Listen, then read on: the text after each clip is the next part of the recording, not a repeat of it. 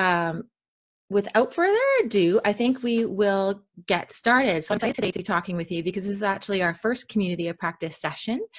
And it's exciting to be able to do it online because, well, for one, it's a great day because the weather is so bad outside and we don't have to go anywhere. But it's nice because technology these days, you know, we can use video, we can use chat, we can use discussions and all of these things to help facilitate that. So whether or not, you know, you're here in Edmonton with me or anywhere else across Canada, you can still kind of join and be a part of this. So let's get started. So as I said, today's session is all about how to inspire a healthy management philosophy. And arguably, I think management philosophy is kind of one of those most important factors that can really influence culture in terms of creating and supporting people to be individuals and organizations to be healthy and to perform well. So before we get right into it, and before I go into this learn portion of it, I'd love to just do a little bit of a round of introductions. And so I am just going to go down the list in the order of people that I see. And then I'll get to, not everybody has a name here, but I'll just call your name, and then maybe you can just tell me your name, where you're located, and everyone else, and what organization you're with, and the number of employees you have there. And then just if your organization formally invests in health and performance or not. And because we want to have a lot of discussion later on, we're going to try to limit this to 30 seconds each, and then later we'll have a lot more opportunity to chat. So I'm going to start off. The first person that I see here on the list is Brendan. Do you want to start off, Brendan?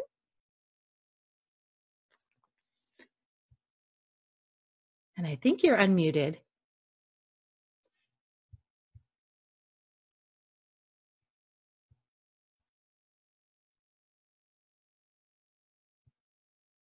Okay, we'll go down the list just because I don't hear anything. Maybe it says it's unmuted, but maybe the phone is muted or something. Okay, we're going to go down. We have somebody in Calgary without a name.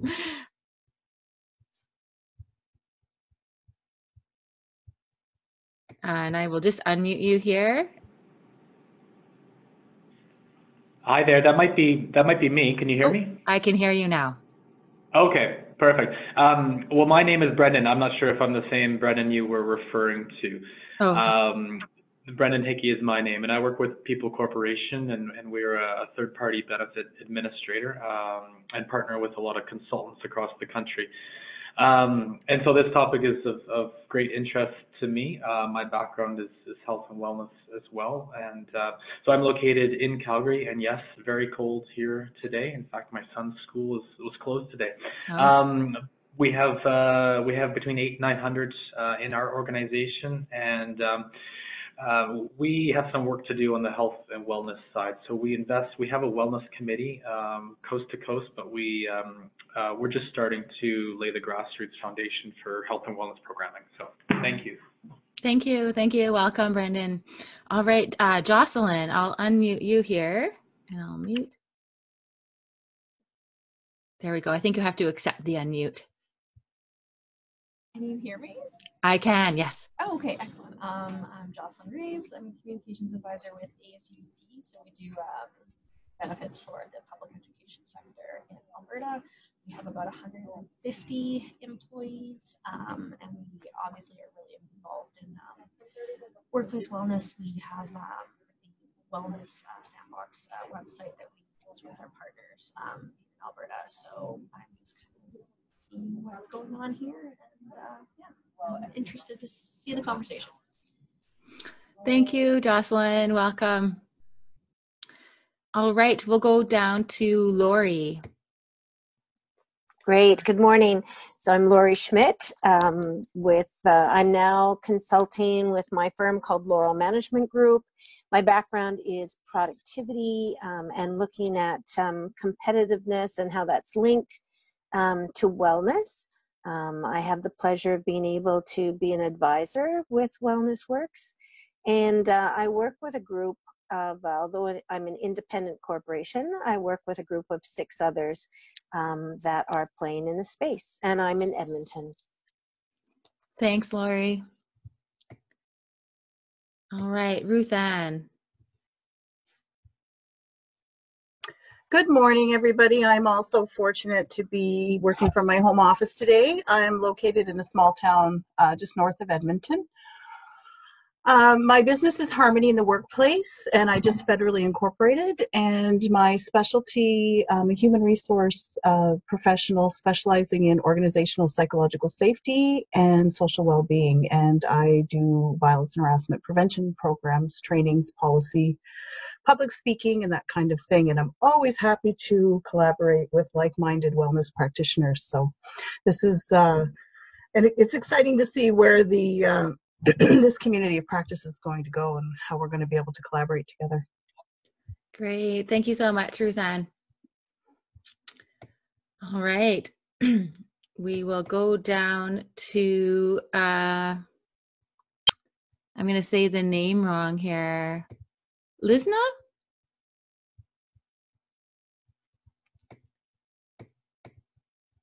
Hi there. Hi, I can hear you. Yeah, okay, great. So my name is Lizna Hisnani Pakta. I'm actually from Toronto, Ontario, out here on the east side. I work for a financial institution, and we have around 35,000 employees. My role is really supporting employees who are ill, have a disability in terms of accommodation, ergonomics, and health and safety. The organization does invest in performance and inclusion. While the health side has been more on the side burner, but there's been more and more emphasis and importance on this, and we're actively looking at more proactive approaches to managing health in the workplace. All right, perfect. Thanks so much, Lizna. And how's the weather over there? Is it warmer than here? Yeah, it's hovering around the freezing mark, so I'm not complaining. yeah, that's much better than the minus 35 or whatever, minus 50 with the wind chill here. All right, great. Thanks. Well, great to have you. All right, so moving down, Steve.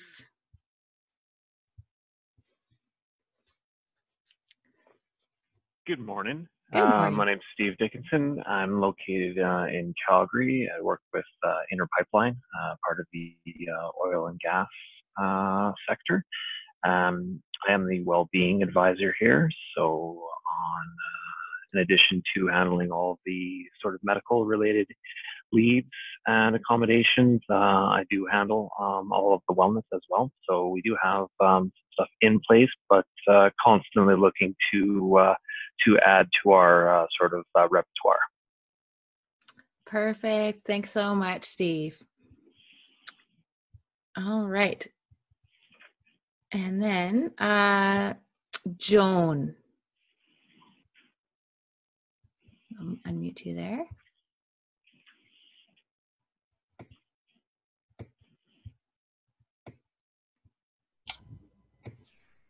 Can you hear me now? I can hear you now. Yeah, it always takes a moment the first time, right? Well, this will be so smooth the next time we go around. Okay, I'm in Toronto. I actually come from a different background than the others that I've heard so far because I'm a teacher of English as a second language to newcomers to Canada and business soft skills and Canadian business culture. So I have just started teaching a project management group. That is, they were project managers in their countries of origin, and I thought it would be useful for me to know more about what organizations are doing in the area of wellness here so that I could tell them. Perfect. Well, thank you. Great to have you.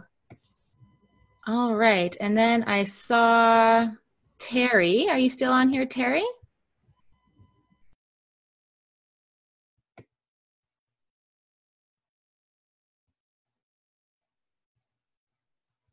Maybe we lost her. If she comes back, we'll welcome her back and keep on going from there.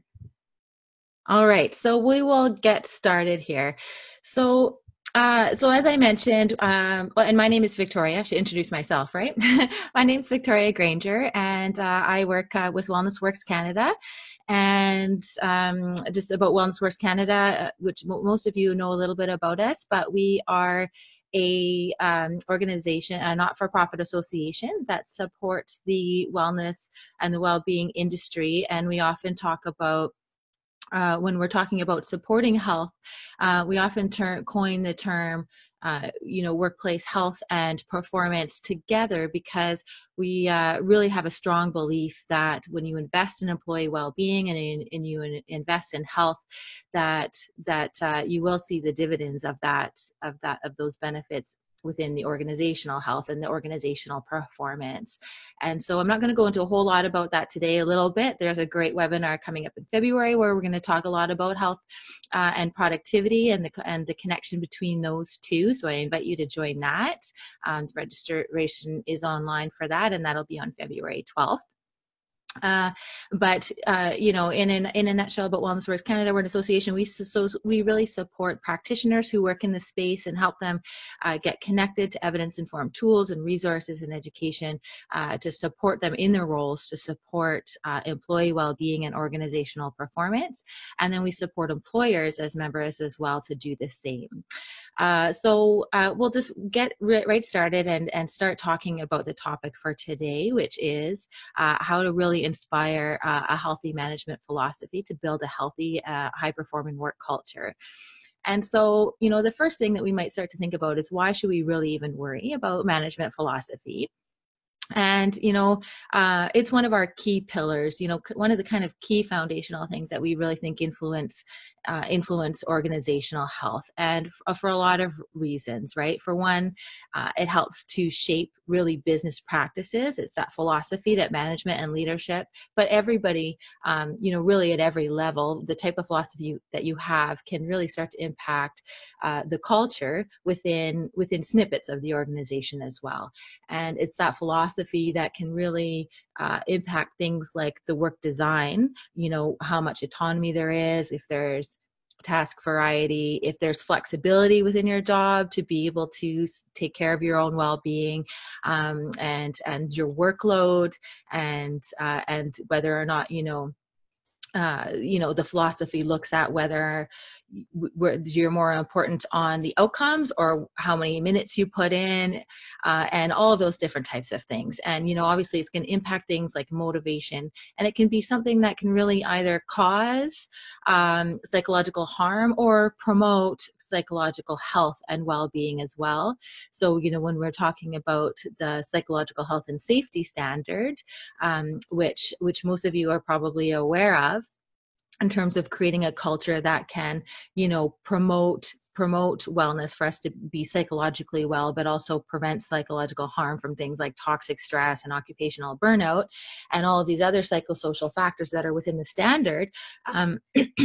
This philosophy is really what can really influence things. And it can really, arguably be one of the biggest determinants of culture, because, as I'm going to go into in a little bit, philosophy is one of those things that can influence systems and processes and things that influence culture, and kind of vice versa. So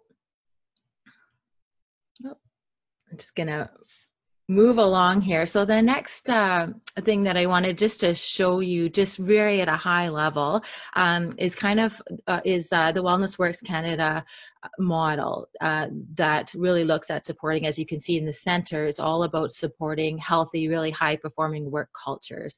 And there's 4 foundational pillars that are kind of embedded within the process. And those 4 pillars are things like business practices and management philosophy, which is, again, as I said, arguably the biggest determinant of what the culture looks like, but also community partnerships and personal health resources and the physical environment are all other foundational pillars that can impact and are embedded and woven within the process of looking at developing this healthy performing culture. And I should say that we do have a free guide that guides you through this process online on our website. And this guide and this process was all developed from a really rigorous review of the existing, workplace health models that are out there from the World Health Organization, Center for Disease Control and Prevention, the Psychological Health and Safety and Standard. There's some Australian practices and a lot of these different models, and they're all compared and contrasted and with management practices that support organizational performance. So this one is really something that bridges the gap between investing in well-being and performance at the same time rather than siloed initiatives, because oftentimes we see wellness programs not really being as effective as they could be because they're really kind of a program that stand alone by themselves. But if they're truly embedded and integrated within the organization's daily practices and part of the overall performance strategies and all the things that you do to try to be really successful, then they reap the most dividends in terms of you have healthier employees that are more motivated, they're more productive, and it also influences things like your organizational reputation and image. You have more effective and efficient processes. And, again, just looking at things holistically and integrated is really the best way to go in terms of ensuring that what you're doing to support a healthy work culture is really sustainable and also effective. So the outcomes that was kind of the preamble. So I'm going to rush through this rest so we can get into this rich discussion. But really the outcomes for today's discussion are to really understand and define what management philosophy is, and then to be able to understand the connection between management philosophy, culture, those daily practices, performance, and obviously well-being, because that's kind of what we're at the heart of. And then at the end of the day, we want to understand how to influence that and take away some really good practical tips. So I'm going to talk about things high level, but then we're going to get practical and talk about, what can we do today to start to influence management philosophy and create this healthy, high-performing work culture. So what is management philosophy? So I think a lot of you probably have an idea or have a bit of a concept and want to learn a little bit more. So just in a nutshell, it's kind of the set of beliefs and rules that are used by managers to help them make decisions. And, some of these things are innate and individual, but most of times, they're really influenced by systems and processes and things that are within the organization already. And it's oftentimes, it's like those shared values that management and staff within the organization have. And, having shared values is kind of one really key important piece, obviously, that can help to influence what a management philosophy is. But it can really there's a lot of other things into it too, and a lot of organizations have values, but a lot of times we don't often live those values. They're kind of, there's lip service paid to them, but not much else. So I'm just going to launch a quick little poll for you, and I just want you it'll pop up on your screen in just 1 minute here, and I want to have you let me know, and everybody know, it's anonymous, but we'll just see the results of it from everybody. What kind of philosophy might be better? So, there's some research out there that talks about it. McGregor is a really kind of a thought leader with management and management philosophy. And he kind of defines a couple of different types of management philosophy. And one of them here is this theory X and theory Y. So there's lots of different types, but overarching, you can maybe kind of categorize them into two. And one of them is where there's this philosophy where there's a command and control type of approach. And, that's where there's a lot of really close supervision. There might be a really tall hierarchical structure within the organization, so lots of levels, and it's really about, there might be punishment to enforce compliance, and it's really about just commanding and controlling people to be healthy and well. And then there's theory Y that really is really about trying to follow kind of a commitment strategy where that really entices and empowers employees to do well, and it gives them a lot of control to enhance intrinsic motivation. which also leads to job satisfaction. So I can see the poll results coming in, and everybody so far is looking at the end. So if you haven't had a chance yet, just kind of click on whichever management philosophy you think might be just better in terms of supporting the culture to be healthy and productive. I think we've just got a couple more people to vote here.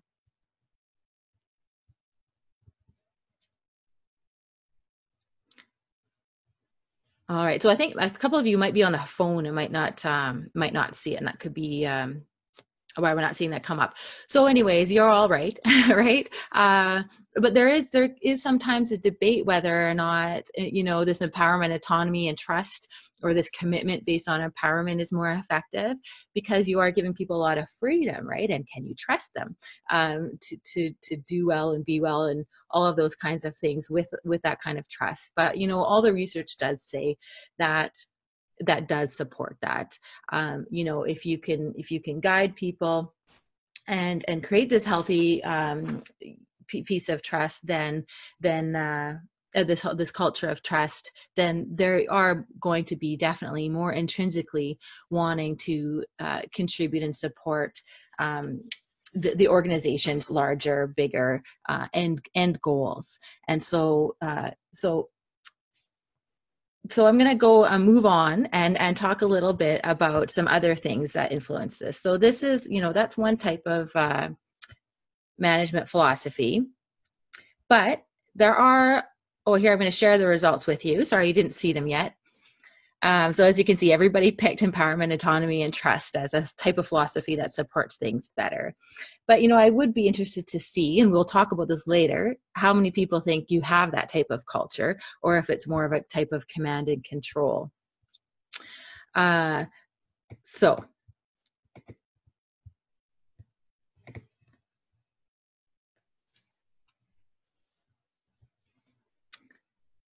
So moving along, management philosophy and culture and systems and processes are all kinds of things that influence the organization to be healthy and well.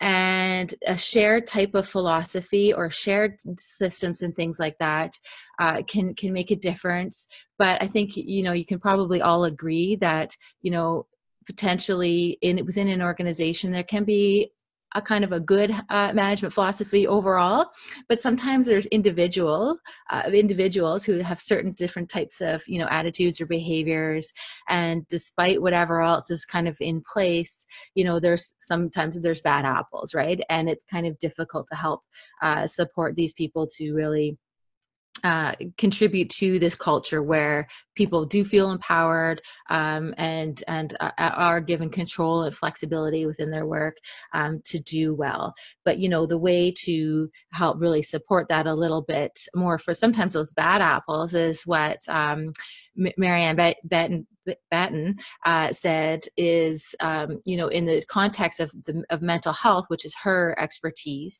she sometimes talks about coaching up, right? And so if you have a particular supervisor or a manager, sometimes it's about educating them and helping to support them to find out what works and that kind of thing. So we'll go into this a little bit more in a little bit.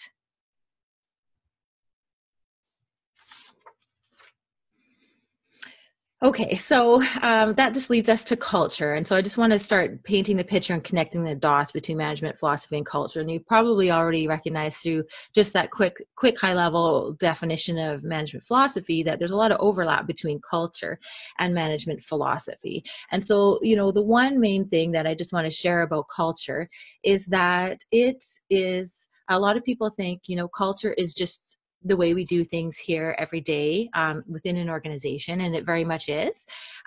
But the one thing to really keep in mind when you want to try to shift culture is that culture is an outcome. It's an outcome of and the result of a lot of systems and processes and maybe set values or different policies that the organization has. And for example, when we're looking at work design, whether or not the organization gives and whether or not the culture has a lot of, say, interdependence, and whereas people have to rely on others, or they take a lot of team approaches to do things, or whether or not everybody is kind of in it for themselves separately. That's one aspect of work design that can impact things.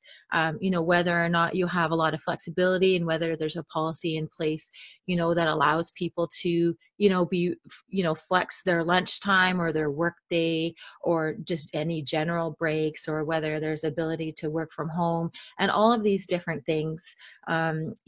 Whether there's a lot of control over your job, or whether or not you're micromanaged. And all of these things can influence it. And it's, and it also, even other things like some of the other formal systems in place, like how hierarchical the organization is. So if there's lots of levels of hierarchy, and how diverse the backgrounds are, the different types of demographics, if you're all women or whatever, there's so many things that can influence culture. But really, culture is an outcome of all of these different things. So yes, it is really all about having shared assumptions and values and attitudes and patterns of behavior, but it's something that sometimes people don't even see. And so one description that I've heard people use too, it's like, if you think about a fish who's in the water, and that fish might not be really aware that it's surrounded in water, and it might not be aware that there might be some type of toxin in the water that it's influencing or making it sick, or about maybe little tiny currents that are shaping which direction they turn or swim, and all these different things. And so sometimes people talk about culture as the water, around the fish. And sometimes people, it's one of those things that can be hard to digest and grasp. But within an organization, we do have to remember that it really is an outcome of things, which is good news, because that means that it can be influenced. It doesn't just exist. It is something that we can absolutely influence. So I want to do another little poll, because we're talking about different types of culture here, and so here's just a couple of examples of, there are many different types, and you can chart them out and graph them, and there's not really one specific type that an organization usually is. It's usually a combination of different things, but there's 4 different main types that often researchers talk about. So one is an hierarchical one that's really driven by a lot of processes and approvals, and it's very consistent. Then there's the clan culture, as you can imagine, is all about teamwork and having strong relationships, which are built on trust and collaboration. And then there's one that's really market driven, and it's all just about being competitive and kind of being responsive about what's happening in the environment, and how can we just react to that and provide results and be very customer oriented, and then the last one is being very adaptable and flexible. So they have a very innovative type of culture, are very creative and entrepreneurial. There's a lot of changes that happen quickly within the organization, and enabling it to be adapt and agile to shift, and they're future focused rather than kind of present focused.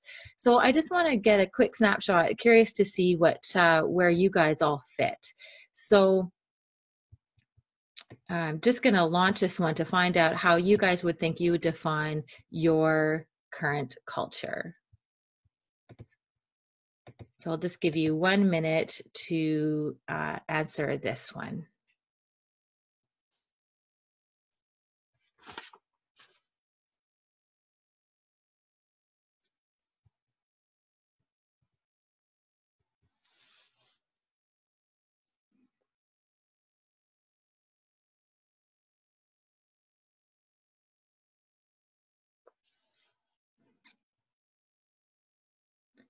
All right, so we've got, I think a couple of people might not be able to answer because they're on the phone.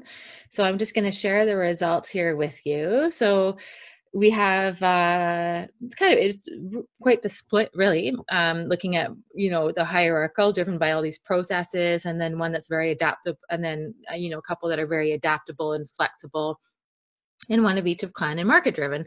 So this leads me to talking about some of those systems and processes that we were talking about that influence both management philosophy and culture. So when we're looking at, so I'm going to launch another poll here, but before I do that, I'm just going to review with you some of the different systems that can impact culture. So this is not an exhaustive list, but these are a few of the examples of different things that impact it. So obviously those values and whether people actually live by those values, policies, again, whether people live by them, and whether there's actually systems in place to make sure that people do follow them or comply with them, or if people want to comply with them. Different things like work design, which is arguably one of a huge factor. So the type of flexibility that you have, the type of variety that you have within your job, the level of autonomy. There's all kinds of things that go into that, but those are some examples. Another one is the demographics, age or the gap within age groups. Gender and those types of things, performance development processes for sure, and how people are held accountable to performance, and then again the organizational structure, whether how hierarchical it is, that type of thing, whether there's a lot of collaboration between departments. Management training, whether managers have training to lead rather than are promoted based on their skills to do the job that they had, because of course leading people is very different than a lot of other task role or job roles. And then of course things like the types of reward systems that are in place and organizational performance outcomes, whether they're focused on the short term or long term. Long term is always better, but sometimes people get caught up in the now, right, and look at the short term. So I'm just going to quickly launch this poll for you, and I just want to hear which systems most impact your work culture. So I'm launching this in just one moment here.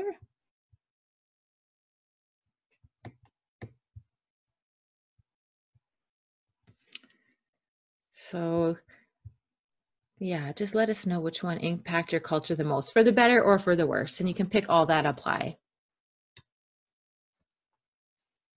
There's quite a few options.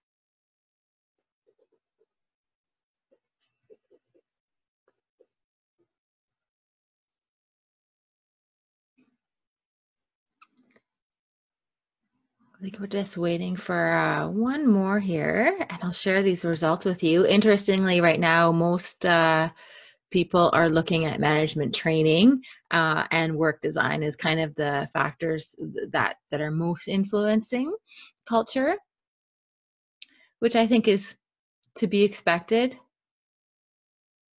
Oh, and values now too are popping up as one of those big factors as well.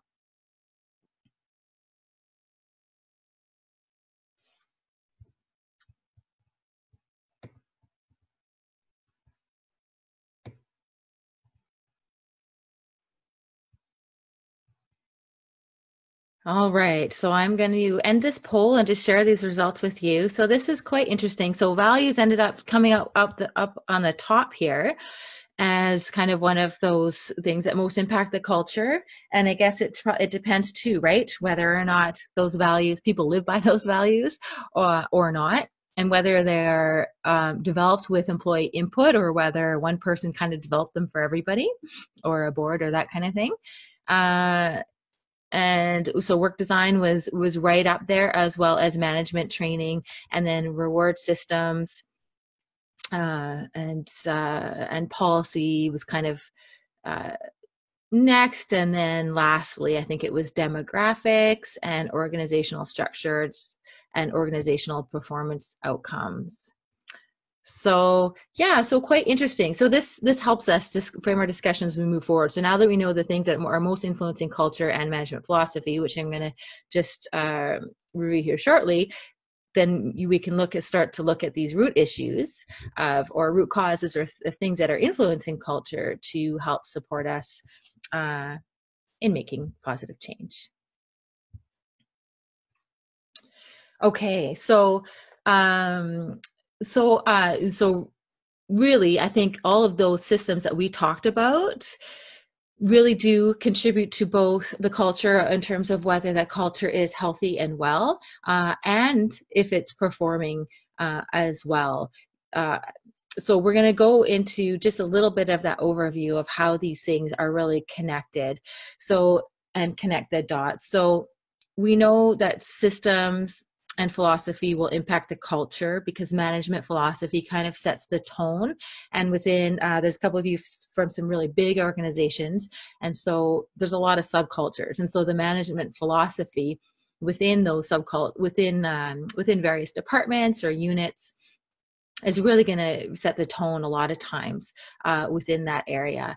But other things, of course, like the training that the management have and that kind of thing, and the values too, whether or not they adopt those and live by those, and all of these things will kind of impact that. But really, at the end of the day, we know systems and things can influence management philosophy, and they also impact culture. But we also know vice versa, right? That sometimes the values and the internal beliefs from individuals can also impact the systems and the processes and things that are developed by those management. But we also know that culture really influences performance and well-being. So I actually have a kind of just quick little interesting image to show you about culture and how culture really impacts the performance of organizations. So this is just a snapshot of a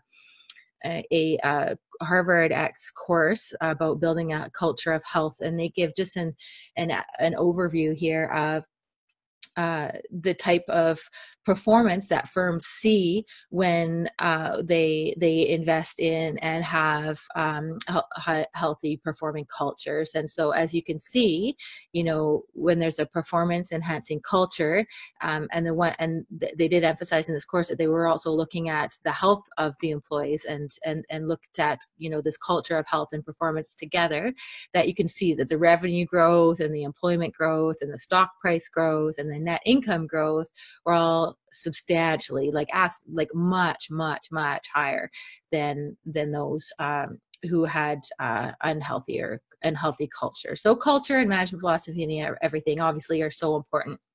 But, as Peter Drucker once said, founder of modern, he's been coined the founder of modern management.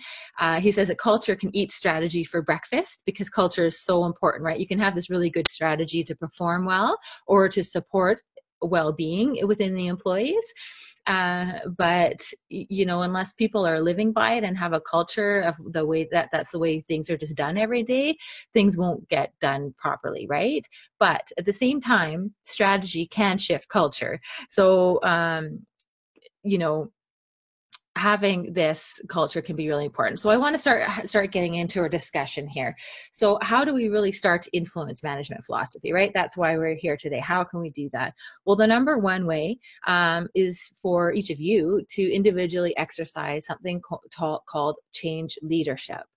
And the difference between change leadership and change management is that if you're trying to make a shift and a change leadership it's all about having that ability to influence and enthuse others and inspire others through your personal advocacy and your vision and drive, and inspire people to get on board with that, and then to be able to access resources or be just resourceful to build a solid platform for change.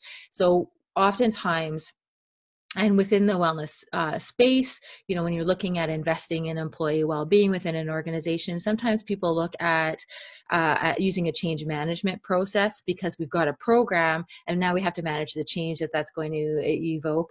But change management is just about managing the change.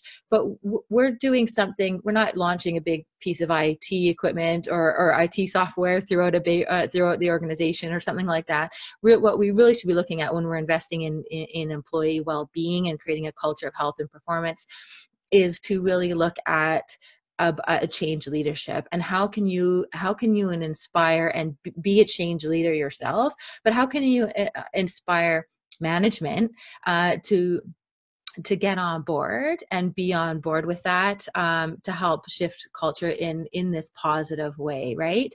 So you can be a change leader, but you can also get other people to be a change leader as well. And so a lot of organizations, when they're, you know, investing in well-being, they will get something called, you know, a wellness champion network.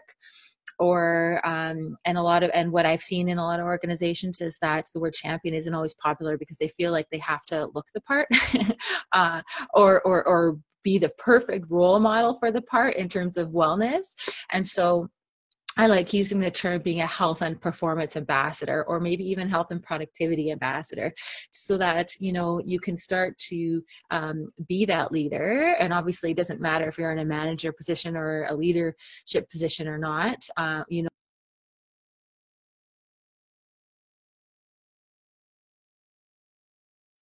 Hi, everybody. I think I lost you for a minute.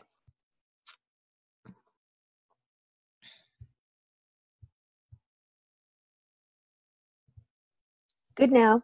You good now? Okay, good. Yeah. We're just going to share the screen again. We're all back. Sorry about that technical difficulties, but we're back. So as I was saying, you know, the difference between a leader and a manager is a leader is somebody who people choose to follow, right? And so I think that all of you individually can be change leaders and be this ambassador for health and productivity and performance. And again, the reason we talk about being a health and performance ambassador rather than just a wellness ambassador or a wellness champion is that leadership are more likely to get involved, and it's more likely to influence this healthy management philosophy when you really talk about how you can impact performance and productivity at the same time as health, and to get everybody on board.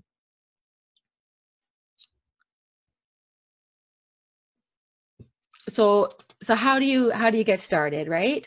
Well, there's a couple of steps, and you know, when we look at influencing management philosophy, which is at the top here, you know, following this system is something that can be really important and can be really practical. But I'm just going to go through a couple of suggestions of things that can be done, whether formally or informally, depending on, you know, organization size. But really, the steps are really the same for any change leader, for any health and performance ambassador or change leader or change agent or whatever term you want to use. The first one is to really understand first, okay, what is your current management philosophy? And that's kind of why we did a little bit of the polls to say, okay, what is your culture? What systems are influencing the culture and the philosophies that we have? And so, you know, first having a sense of that can help you understand, well, what is important to management, and how can we show them that in well-being is something that can influence and support the things that matter to them. And so understanding what matters to them is really quite important, right? So that assessment piece up front, whether it's informally or informally, is important. But you kind of want to do that before you start inspiring them, because I know we're all pretty passionate about investing in well-being. We say, okay, we just need to do this, and you know, we see it clear as day as why it's so important. But, you know, shifting the conversation and finding out what matters to them first is the best way to approach them before you go to start inspiring them to shift things, to then move forward to doing things like the planning and implementation of any types of programs. So in terms of finding out what matters to management first, you know, you can do that formally through something like a stakeholder analysis or a readiness assessment. And we do have tools through WellnessWorks Canada online to be able to do these for members. And there's actually a whole bunch of new assessment tools that will be ready and up later this week, actually, online for members. Most of them are for members on our members only site, but a lot of things are there free for anybody as well. So they're formally, you can do a stakeholder analysis or readiness assessment, and I'll show you guys, I'll follow up afterwards and show you where you can find some of those things. But there's lots of ways that you can do things informally too, right? If you're not quite ready to do things in a big strategic way. So informally, you can look at strategic plans and just have conversations with people. So in terms of looking at strategic plans, you can say, okay, well, what are the key outcomes, objectives, key performance indicators, that kind of thing? What really matters, right? And then how can well-being influence that? And how can we start to shift the conversation about saying, you know what, health and these outcomes need to happen together. And if we invest in ourselves and prevent maybe issues that we're having related to burnout or workloads that are too high or too much stress or absenteeism or whatever it is, addressing those jointly is kind of what's important. And then you can look again at like what guiding principles and systems that we talked about that we noted. We noted that values and management training are kind of two things that can probably positively change things. And when we look at management training, education and that kind of thing might be something that can really help to support moving forward. And then again, what issues are preventing things for us from achieving those outcomes. And so again, those things might be poor health, absenteeism, burnout, all those things I talked about. And then looking at things from a positive perspective, what opportunities and strengths exist, and look at starting to really shift the conversation, right? So Lance Seckerton, I don't know if you guys have heard of him, but he's really quite an amazing thought leader. And he talks about, instead of looking at employee engagement, how can you engage people? How can you actually inspire them and light a fire under them? So I encourage you to take that approach of inspiration versus just engaging them and getting them on board. But how can you really make them want to make a change? Another one is, obviously you have to have this shared vision, right? And there's so much cool research out there that talks about the importance of positivity. So instead of looking at deficits and what's wrong, you can also start to look at, okay, what are we doing well and how can we do that better? And what are the opportunities, instead of maybe always just talking about the negatives. And then obviously looking at that higher purpose, right? I mean, that's one of the key things. And that's why the values that you guys all said came up top, front, and center. That's why it's so important to look at those values and look at those things. But, everybody can connect to these shared values or this shared higher purpose. The more intrinsically motivated everybody's going to be, the better off everybody will be, right?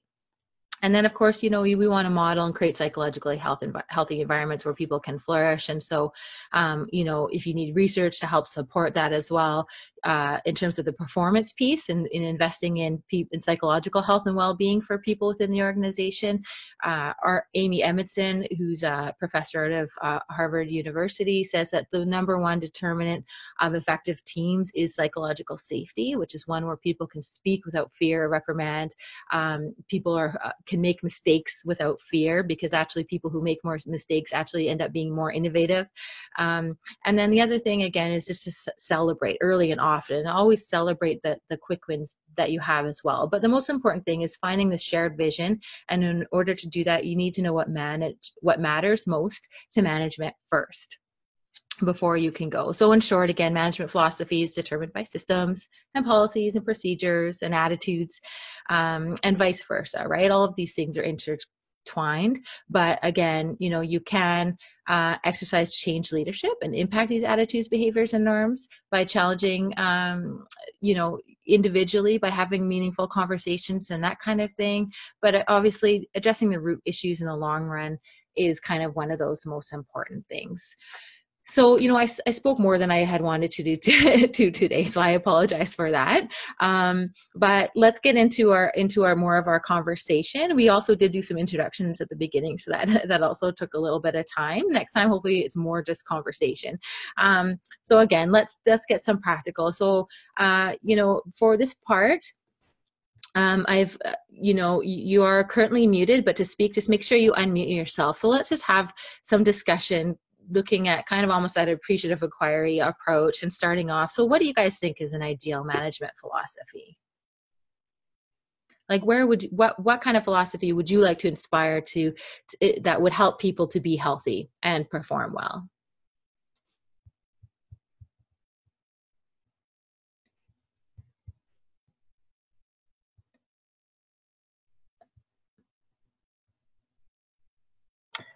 Victoria, that's a very big question. Hi, Ruthann.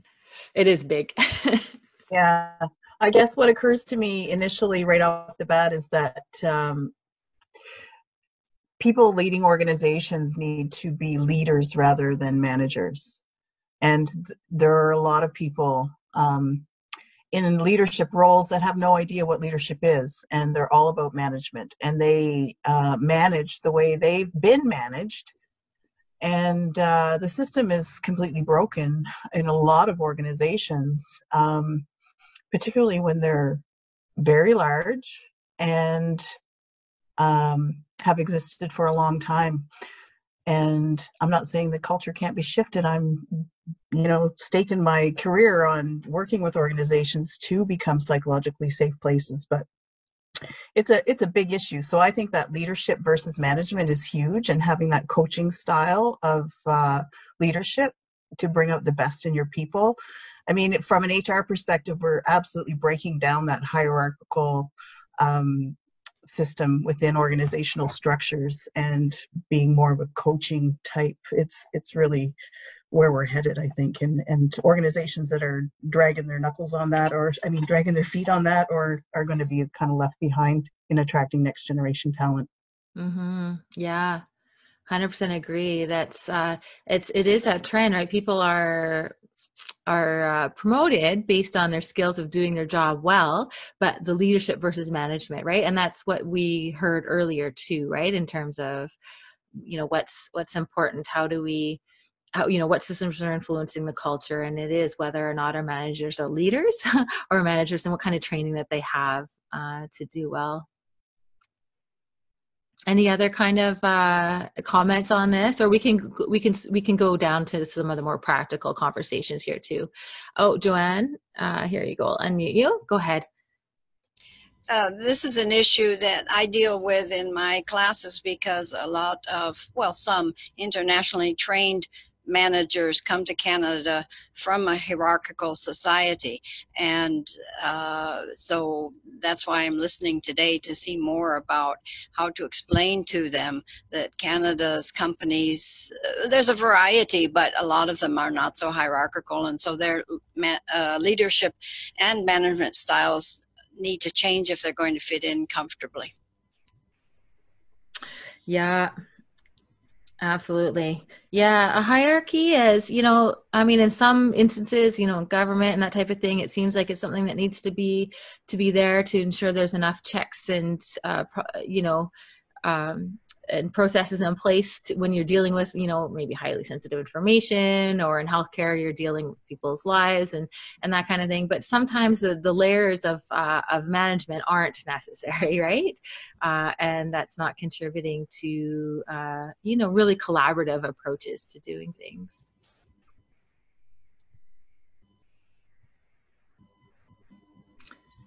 Any other comments on this question, or should I just move on? Oh, I accidentally moved on.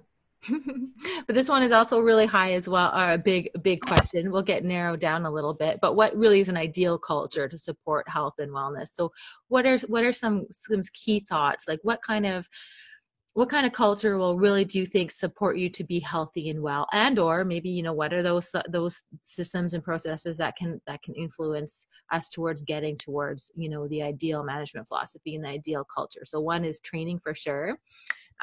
Brendan, go ahead.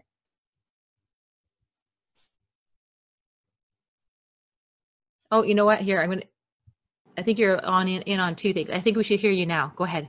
Hey, sorry, can you hear me? Yeah. Sorry, I'm the one on the phone here messing everything up. No worries. I really like the idea of where trust is reciprocated, because I think that can lend itself to, those flexible working arrangements, right? When you have individuals that you can trust you're going to get the job done no matter where they do it, and there's that leeway, and they're able to take care of themselves and their busy lives and all the rest. I think trust can go a long way in terms of the culture piece and in turn the well-being. So I'm a big fan of that. Mm-hmm. Yeah, trust is so important. I would absolutely echo that. Anyone else? Okay, we'll get down to some more specific questions here. This one's not that specific yet. We're getting there. But what would be different? So if we had a culture of trust, where there was trust that people can, do the jobs that they needed to, and leadership had the training to be leaders and not managers, and we all had really strong values, what at the end of the day do you think would be different? Hi, it's Lizna. Hi, Lizna. I think that when you think about when leaders are able or do their job, and we trust each other to do what we were hired to do, you will see higher performance and allow people to make mistakes, and knowing that their leaders have their back, and seeing a shift, and more employees being able to be accountable and also reflect more on the decisions that they make. It's huge, because right now a lot of the things that I see in my organization is that when someone makes a mistake, they're thought that they will be penalized by losing their job, or they don't make the decisions, and it actually slows down things in terms of productivity and efficiency, because they're afraid to make the decisions because they don't believe that they're trusted to make the right decision. Yeah, that's such a great point. I watched a really good TEDx, again, Amy Edmondson, I always talk about her, about trust and about making mistakes. And she did this, she did this big research study and looked at and compared and contrasted, I think it was these healthcare clinics. And she said, she noticed that the teams that made the most mistakes actually had this culture of trust, but they actually had much more innovative process at the end of the day, and were the the highest performing teams. And so some of this comes down to, as you said, Lizna, that education piece and understanding that, and it's trying to shift that culture that making mistake is not a bad thing. That's how we learn, that's how we innovate, and that's how we at the end of the day perform better, right? Yeah. Any other thoughts on that? On how else things would be different? I think, even looking at the big picture, high level, our social structure would change, because 45% of Canadian workers report being bullied at work. That comes home with you, that mental anguish, and that the mental health aspects of that, the physical that can manifest in your physical body, that comes home with you, and that affects, how you're operating at home, how you're interacting with your family. I mean, there's big implications for cleaning up our workplace cultures. It's a big social shift that we're in right now. Yeah, 100%. I agree. I think it's just the most exciting time. It is, right? To be able to be a part of this, of creating and starting to make a bit of a movement, right? Because like you said, there's such a ripple effect that can happen. And the more that we can do with Wellness Works Canada, we also are an advocacy organization. And so we're going to be starting to invest a lot more in advocacy because like you said, there's such huge ripple effect in terms of what would be different. If we invest in workplaces to shift this attitude and this philosophy of the way that we work, in terms of having more trust in people, and giving people this flexibility and the autonomy that they need, and supporting them to be healthy, to be able to healthy, mentally, in terms of having balance with work and life, and being able to, leave the office to go see their kids' concert or something like that at school, but having that trust that that's okay, because that they're committed to the outcomes, and that they might even put in out, once their kids go to bed, they might work for an hour later, and giving just all of these things contribute to such it has such a ripple effect, right? The more that we invest within creating these healthy cultures where people can be well and do things like walking, meeting, and again, all this trust, it keeps on coming up. The better off we can be nationally as well. There's so much research that's out there that talks about or that looks at different countries around the world. And so Luxembourg, Denmark, Norway, Switzerland, Sweden, all these countries invest in well-being in the workplace, and they have a much higher GDPs, they have higher GDPs and higher national productivity levels. So organizations are doing better, but people are healthier too, right? And the countries do better. So like you said, this ripple effect of the social, if you're happier at work, you're better there with your family, and the list goes on, right? Yeah. Okay. So let's move on to this next question here about how people would act. We're asking big questions using this appreciative inquiry one. I think most of the nuts and bolts will happen here when we get into the next couple of questions about the practical solutions of what we've seen been working. But does anybody just want to highlight quickly how you think people would act differently, if we had a philosophy that had this culture of trust that allowed people to go and take breaks, to go to work out, or to, just look after their well-being and productive and that kind of thing? How would people act? How would that look like? Or what would that look like?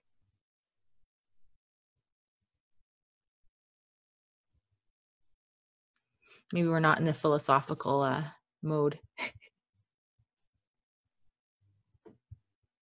Well, I think there'd be a period of adjustment to start off with. Mm-hmm. I think a lot of people who have been set in the current ways, they might not want to buy into that, and they just stay their own ways. And then you might have some people actually take too much advantage of it mm-hmm. to start off with. So you're going to have, I think you'd have a period of just sort of flux, and then you'd find sort of that normalization going forward. Yeah, like those the processes of team, the norming, storming, forming, saying that the wrong way, forming, storming, norming. And you're right. I think people at first, might take advantage of things in some cases, right? It's hard to build that trust. And so it is a process, right, of making that shift. And sometimes there's learning curves with that. And part of that piece is when you're trying to create this culture or this philosophy where it's okay to look after your well-being at work, and you're supported to do that, and we have this culture of trust and psychological safety and health, then part of that comes down to, I guess, accountability pieces too, right? Sometimes you need to have some of those systems and processes in place where, in order to create this trust and this philosophy and this culture where people can be well, you also sometimes need to have accountability measures. And sometimes it just looks at, we're just measuring performance and your outcomes. How you get your work done doesn't matter. And we trust you to get that done, because all we're looking at the end of the day is what are you achieving, right? Not what did you do to get it done? I mean, sometimes that matters in terms of looking at how effective you are at doing different things. But at the end of the day, saying, it doesn't matter how many hours you put in. We're not looking at your seat your butt in the seat. We're looking at the outcomes, and, how you achieve those in terms of your time is up to you. And that can help support, that trust. Yeah, go ahead, Ruthann. I think you bring up a really good point though, Stephen, because maybe this isn't for everybody. Maybe I think that's where the autonomy piece is so important, because there are going to be people that will be absolutely horrified if their work structure.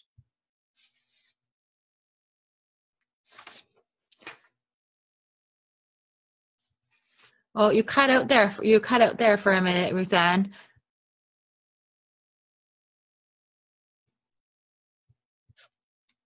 If people need more structure in the day, that's okay too. It's just letting them have that freedom to choose what they want. Yeah, absolutely. That's a great point, right? It does depend for sure sometimes in the organization or the person in terms of needing that structure, right? Some people don't want to have too much flexibility because they know that they won't be fully productive on their own. That they need that external motivation and they need to be sitting in a spot with supervision to get their work done. Everybody has different styles, right? So that's a really good point, that maybe you need to have that combination of things in place, right? Flexibility for those who need it and who have that internal motivation, and the guidance for people who don't, and something in between. Yeah. Okay, so when we're talking about inspiring other people to be healthy and productive at work, what inspires you to be healthy and productive at work? So if you were trying to, inspire others, and again, looking at both of these within the same lens, what inspires you? What do you think what inspires you could inspire others?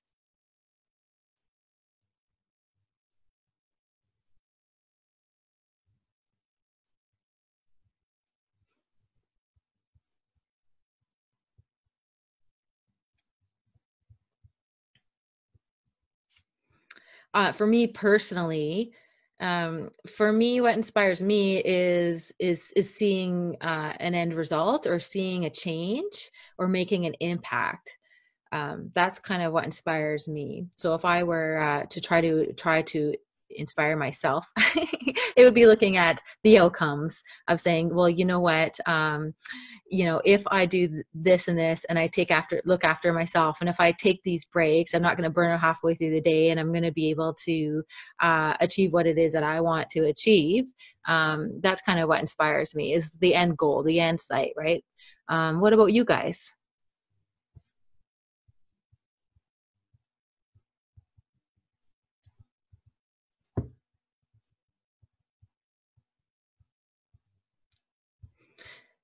Nobody's feeling too inspired today, or they're looking for more inspiration, maybe. Okay, we're going to move on then to the next question, just about how you can inspire others. So does anybody have even an example of how you've been inspired or engaged other people in the organization to look at starting investing in well-being? Just some examples.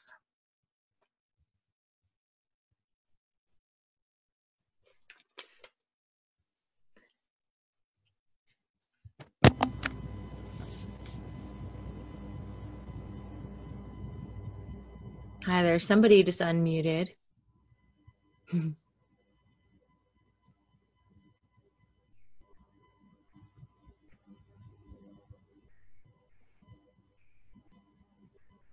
No examples yet.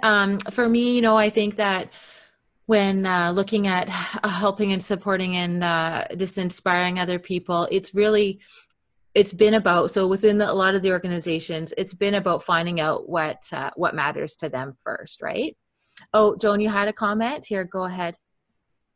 Yes, of course, in teaching, it's all about inspiring your students. And so that's also what inspires me, is when I see that happen.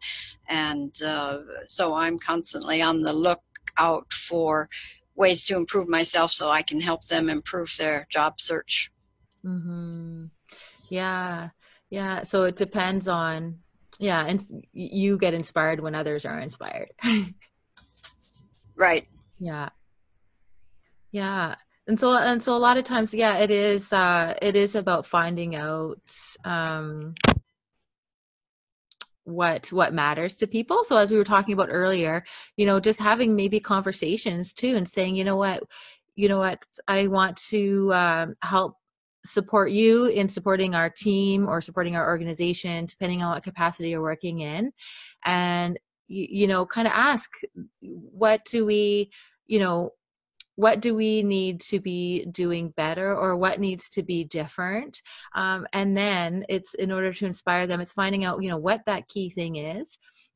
And then talking about how, supporting people to be a bit more flexible, giving them more flexibility and autonomy and all of these things to be healthy at work, can be ways that we can also help, attain our business outcomes, or our business goals that we're trying to achieve, whether it's, helping support students, or helping people be more present when they're dealing with clients, or helping us just be more productive in getting our tasks done, or help us being thinking more creatively, or whatever it is. And sometimes having just a business case can be helpful too, right? So we actually use, with Wellness Source Canada, we often use a strategy map that looks at kind of this balanced scorecard approach that can look at all of the kind of common performance indicators that an organization uses. So, common things like customer experience, and, your net revenue, and your operational effectiveness and employee engagement. And you can kind of look at all those things, since we've got a sample one that ties to well-being, and it looks at, if you invest in the well-being, so we can impact our net revenue by the decreases in absenteeism, that kind of thing. There's the direct correlation and direct relationship between between your organization's reputation and your customer experience with employee satisfaction and employee engagement, and all of those things, and just kind of tying it all together so that you can kind of see all of those things. I see a few people having to duck out. That's okay. I think we've just got another 15 minutes left to this discussion, and we'll have another one. And at any time too, people can just reach out if they're looking for some of these tools that I'm mentioning. But that's kind of one way, right? Is looking at, in terms of inspiring them, finding out what matters to them, and then having those shared values, and then moving in from there. Thanks, Brendan and Joan and Jocelyn. I know a lot of you have to go because we're almost here at the end. So I just wanted to know if anybody has some effective practice examples that they've had. Are there some examples that you have, are there practices that you've used to kind of inspire and maybe get somebody on board who wasn't previously on board to investing in health and well-being in the workplace?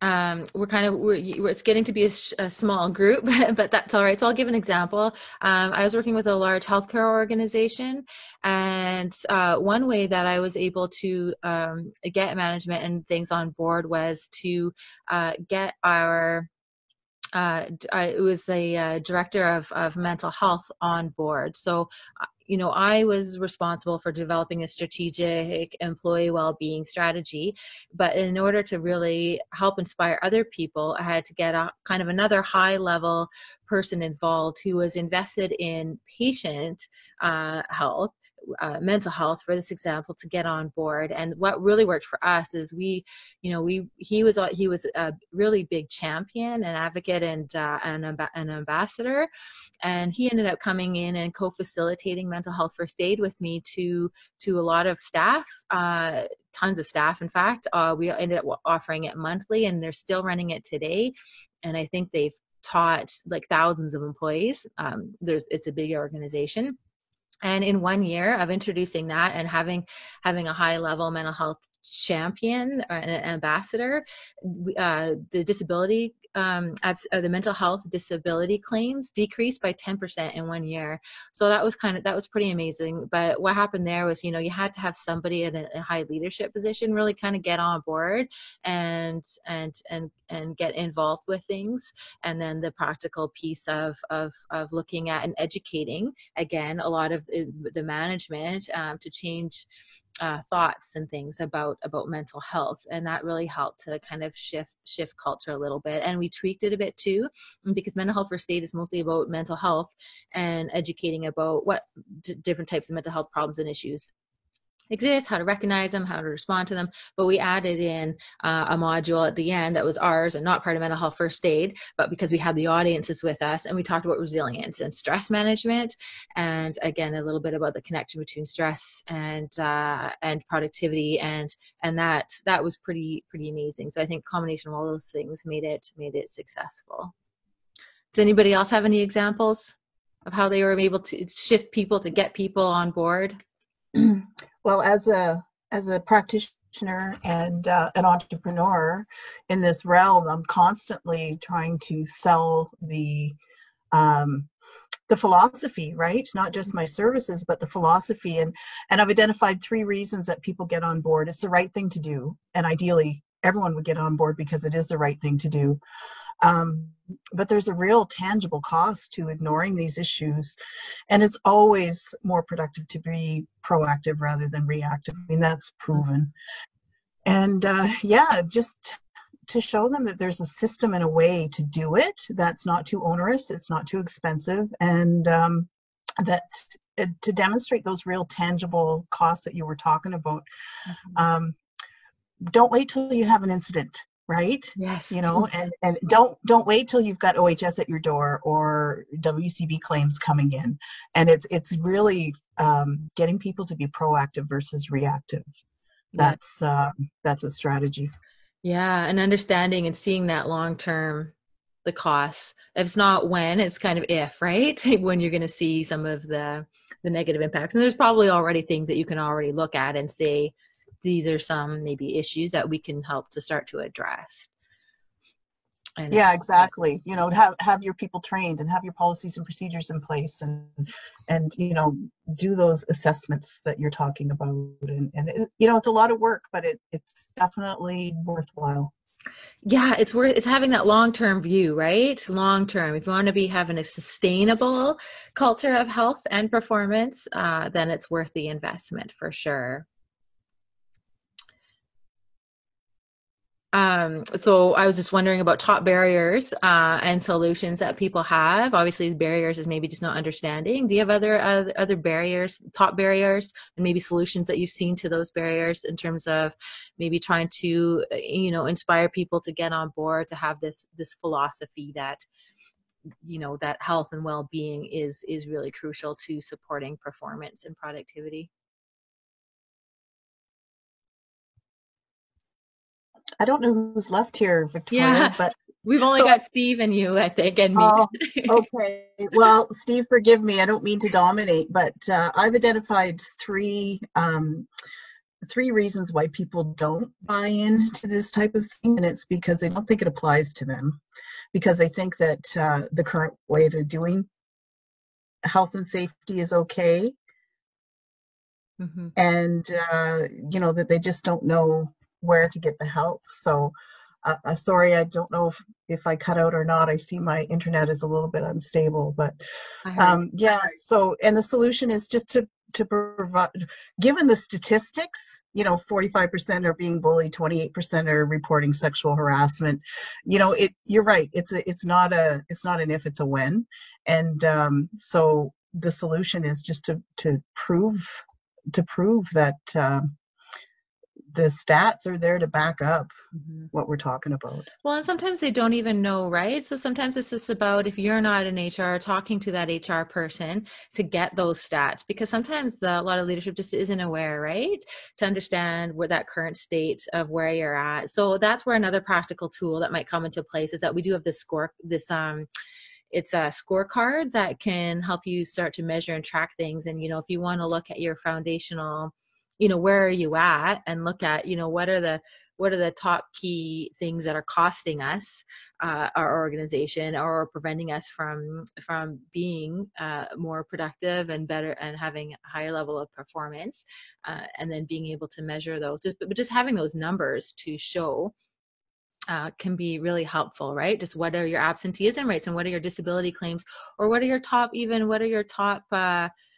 drug usage that you have. Like, if you look at your benefit plan, is it all for things that have to do with mental health, or things that are related to the job that you have, and that kind of thing? And those can be quite enlightening, because a lot of times they're there, but people aren't really looking at them. So just looking at those costs can be eye-opening. And I know in different organizations, you know, the cost of absenteeism in big organizations is, you know, millions of dollars annually. And so just having that and knowing how you can impact that can help motivate some change. I think another barrier too, Victoria, is that people are, you know, we're still not in a great economic position. you know, these types of soft services, I say that in quotations because that bothers me, but you know, they're sometimes the first to be cut or not be implemented. And you know, HR, when we're talking about even doing these assessments, sometimes they just don't have capacity in their work schedule to do them, to even administer them. And then, or if they do, they don't have time to follow up and implement any changes. Yeah, there becomes a bit too much work. Absolutely. And so, yeah, having the capacity to do that is an issue. And that's why I think we always try to talk about, don't reinvent, don't create a whole new program, just integrate and modify things that you've already got. So if you've got occupational health and, you know, your joint worksite health and safety committee, you know, modify it, just, you know, include well-being into it. And you've got performance processes in place, you know, include well-being in that as well, right? In terms of holding, say, managers accountable for supporting well-being. So, you know, you might even just have a question in there, like how to hold managers accountable or employees accountable to supporting, again, both productivity and health, and having just a measure in there can be one solution to that, just to embed things and integrate it rather than creating something new. Another solution for the assessments and everything is that members of Wellness Works Canada do have an unbiased third-party assessments that can be done, and we try to keep them simple just through surveys and that through a survey, so it's quick and easy and that comes with tailored recommendations and that kind of thing. So that's also one way that can really help support that barrier, because you're right, that time can be an issue. And obviously even doing employee survey fatigue is a barrier. So you know, just adding on a couple questions to your engagement survey, because you're already doing that, it can be another way just to, again, embed and integrate things to make it a bit simpler. Yeah. So we're almost near the end of their time here. So we've only got a few people left here, but I know a lot of people had to jet out and they had to commute to another meeting, that kind of thing. But I did just want to let you take a minute just to you know, based on kind of the things that we talked about today. You know, I think, you know, we were talking about trust. It was one of those biggest outcomes, creating this culture of trust and having some degree of flexibility within employee schedules and that kind of thing. But, you know, one small thing that you could do is just to maybe have a look at what matters to whatever key influencer, maybe that's you, and find out how to dovetail, you know, the investment of well-being into what matters to them, to create that kind of message that can create that buy-in, to start investing in this philosophy that, hey, investing in health and well-being is something that will also help us perform better and be more productive, to start to shift that philosophy and or to shift that attitude. And again, maybe that's trust is one of those things that we want to shift. You know, there's a couple of different philosophies that we might want to have, right? For me, I think, you know, that it's about trying to create this culture where investment in well-being supports performance, but the investment in well-being might be about creating a culture of trust in itself, right? And trusting people. And so maybe it's about finding out what we need to do to be able to do that. Maybe all we need to do is you know, is start changing our performance development process so that we look at how people are performing based on their outcomes and not by them clocking in and tracking their minutes, right? And of course, there's all kinds of different barriers. Sometimes there can be, depending on the types of roles, but just starting to shift that. So yeah, if you could take a minute just to think about that. And if there's anything that you'd want to share about in terms of how you want to, you know, go home or go back to work and start to inspire a healthy, high performing management philosophy, we'd love to hear it.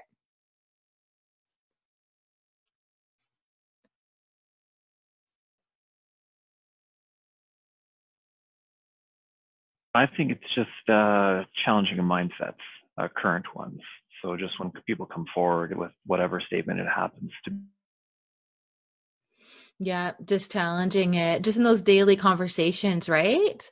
And just putting the plug in, just plugging it, right? Yeah. And I mean, that's what sometimes it comes down to, right? I don't know if you've heard of Deborah Connor's book. She has this book called Daily Practices That Work. And she's all about these small little practices and things that you can do just to challenge, the status quo and the status norms, right? To start to shift this philosophy. So there's, as we talked about, there's high level strategic things you can do through the assessment, finding out really what is that philosophy across the board. But then there's the other way of just having these conversations and challenging things, and or having a look at her book, because she's got so many practical tips there in there. Yeah. Roseanne, did you want to share anything? Well, I live in this space, I work in this space, and one of the things that I think is really important is that employers know and understand what their legal obligations are around this stuff. I mean, like I said earlier, it would be great if everyone just implemented these because it's the right thing to do. But there's also, a protection of due diligence that they need to be aware of. So I always include that as well, right? So that they know what their obligations are, that they have to have, they have to have their people trained. They have to have policies and procedures. They have to have a method for reporting and investigating and to provide support. And it just helps protect them legally, but also protect their workforce, right? And it's important that employees know what their rights are, so that if their employers aren't doing their due diligence, that they know what their recourse is. People are actually committing suicide because of workplace stress, and it's really important that that we change that culture. Yeah, absolutely. Right. Well, I know just within Alberta, and lots of provinces have done this now, but people now have we have both the duty, the responsibility and the right for both employers and employees to promote and protect physical, psychological, social, physical, and psychological health and well-being, and so that's a key component too, right? Is to keep that out there, keep that message out there. So we are at 11:30, so I don't want to keep you any further, but at the end of the day, shifting this philosophy, there's a couple ways of doing it. As I said, this formal assessment, finding out what the current philosophy is through kind of an assessment, which you can do through Wellness Works, and or just doing it by, like you said, Steve, just challenging the current status quo and challenging things within your sphere, and those things can really start to make an impact as well, and just to understand and be armed too with a little bit of that research, right? And to start to adopt kind of an attitude that, and even spread the word that in order to do well, we have to be well. So maybe I'll leave you with that, and I hope that we can see you again at our next session, but we also have a webinar coming up next month which will arm you with more research if you want that. So we have a guest speaker, Laurie Schmidt, and she was a former CEO of Go Productivity, a national not-for-profit productivity organization, and she's quite the expert on that. So anyways, if you want to join us for that, it's on February 12th, and she will share a lot of research on that. Otherwise, you can check out Wellness Works Canada for some resources as well. And I look forward to connecting with you all later on at another session. So thanks for joining. Have a great day and stay warm.